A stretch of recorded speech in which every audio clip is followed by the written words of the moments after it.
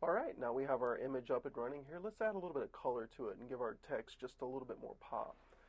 So as we can see here, we've got our smoky text going in, and it's looking really good in here. We've got nice shadows on it, like this is encased in glass, which is what we want here. So what we're going to do is we're actually going to go Command D to deselect this. What we're going to do is we're just going to go ahead and we got our layer selected like this.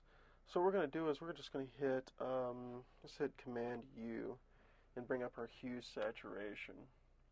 What we're going to do is we're going to actually go ahead and click on colorize here. So now we've got some color here. And you can actually put this to whatever color you feel would be necessary. I'm going to bring mine up to a green because I like the way the green looks. Let's take our lightness up, our saturation up just a little bit. And we hit OK. Let's hit Command deselect on that. And there it is. There's our smoky text, our green smoky text encased in glass like so.